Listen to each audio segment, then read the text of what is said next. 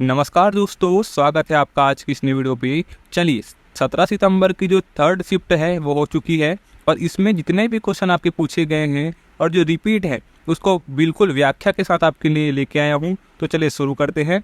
पहला है, शतरंज में सफ़ेद खानों की संख्या कितनी होती है। देखिए दोस्तों, इसका एक्सप्लेनेशन क्या बोलता है।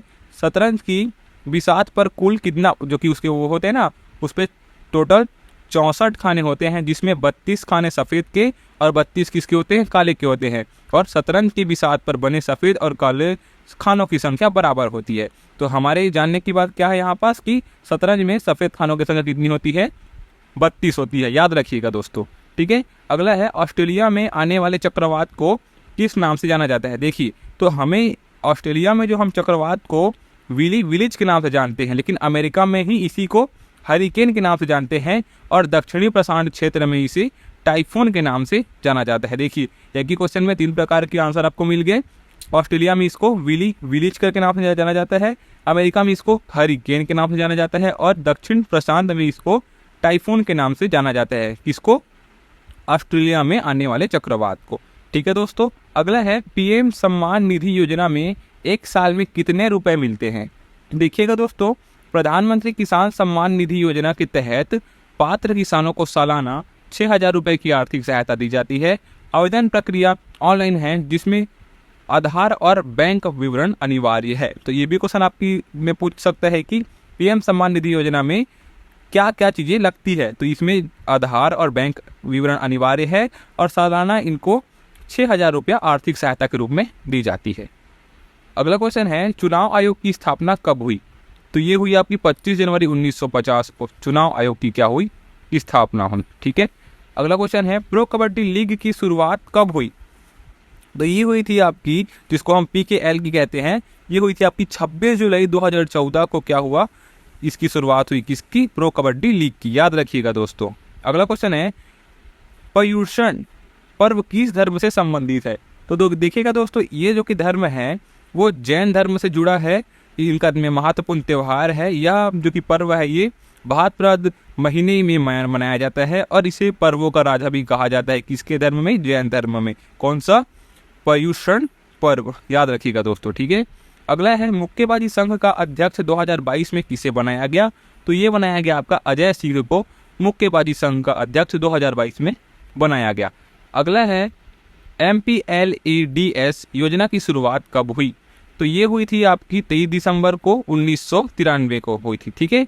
अब इसका क्यों हुआ था, देखिए, सांसदों को एक ऐसा तंत्र दिया जा सके जिससे भी स्थानीय लोगों की जरूरतों के अनुसार स्थायी सामुदायिक परिसंपत्तियों का निर्माण और सामुदायिक बुनियादी ढांचा सहित बुनियादी सुविधाएं प्रदान करने के लिए विकासकारी कार्यों की सिफारिश कर सके। इसलिए MPLEDS योजना की क्या की गई, शुरुआत की गई।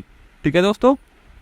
ये सभी क्वेश्चन आपके SSC CGL 2024 के जितने भी शिफ्ट होंगे उसके लिए बहुत ही महत्वपूर्ण है, क्योंकि इसको मैं पूरा व्याख्या के साथ आपको लेके आया हूँ। ठीक है। चलिए, अगला है, कथक से संबंधित कौन है। तो ये है आपका पंडित बिरजू महाराज, जो कि थे कथक से संबंधित थे और यही क्वेश्चन आपकी अभी 17 सितंबर वाले शिफ्ट में पूछा भी गया है। ठीक है दोस्तों।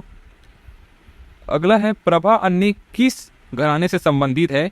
तो ये है आपके भारत की किराना घराने से प्रसिद्ध भारतीय शास्त्रीय संगीत गायिका प्रभा अन्य क्या है, संबंधित है। कहाँ से, किराना घराने से। याद रखिएगा इसको भी। अगला है, बाबर का उत्तराधिकारी कौन हुआ। ठीक है, बाबर का उत्तराधिकारी कौन हुआ। तो ये हुआ आपका हुमायूं। देखिए आप, क्या है यहाँ पास, मुगल वंश की स्थापना करने वाले बाबर की बेटे उत्तराधिकारी हुमायूं ने 1530 से 1540 तक और फिर 1555 से 1556 तक क्या किया, शासन किया। तो बाबर का उत्तराधिकारी कौन हुआ, हुमायूं हुआ। याद रखिएगा। अगला है, भूपेन हजारिका किस राज्य से संबंधित है। तो ये हो जाएगा आपका असम से संबंधित है। कौन, भूपेन हजारिका। ठीक है दोस्तों। अगला है, वुड्स डिस्पैच किससे संबंध था।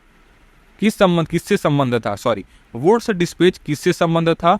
तो ये था आपके भारत की शिक्षा से जुड़ा एक दस्तावेज है ये, जिसे साल 1854 में ब्रिटिश सरकार के तत्कालीन गवर्नर जनरल लॉर्ड डलहौजी को भेजा गया था। ठीक है। तो यही इसी प्रकार के आपका ऑप्शन में दिया रहेगा, तो आप उसको टच करके आएंगे।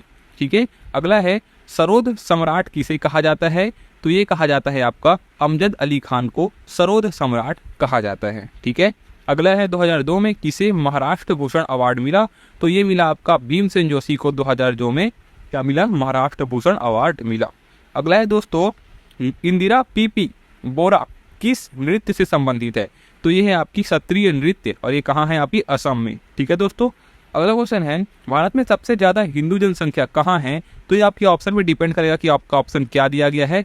ये हो जाएगा आपका हिमाचल प्रदेश में सबसे ज़्यादा हिंदू आबादी है और यहाँ 95.17% का है हिंदू आबादी है। ठीक है, कहाँ, हिमाचल प्रदेश में, देखिएगा। अगला है खेलो इंडिया 2002 का शुभांकर क्या था, तो ये था आपका आशा जो कि महिला चीता थी और मोगली। ठीक है दोस्तों।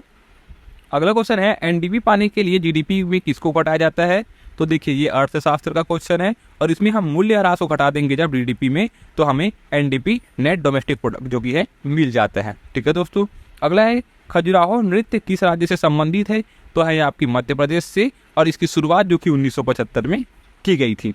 चलिए अगला है किस अनुच्छेद से संघ निर्धारित करता है कि राज्य का एक महाअधिवक्ता होना चाहिए, तो ये होगा आपका अनुच्छेद 165 जो कि क्या है, निर्धारित करता है। और ये जो कि महाअधिवक्ता होता है वो राज्य का सर्वोच्च कानून अधिकारी भी होता है। चलिए दोस्तों आज के लिए बस इतना ही। मैं मिलता हूँ कल आपको अगले शिफ्ट पे। ये क्वेश्चन आपके एग्जाम के लिए बहुत ही महत्वपूर्ण साबित होंगे, तो एक बार अच्छे से देख लीजिएगा वीडियो। मैं मिलता हूँ चलो अगली वीडियो पे, तब तक के लिए जय हिंद जय भारत।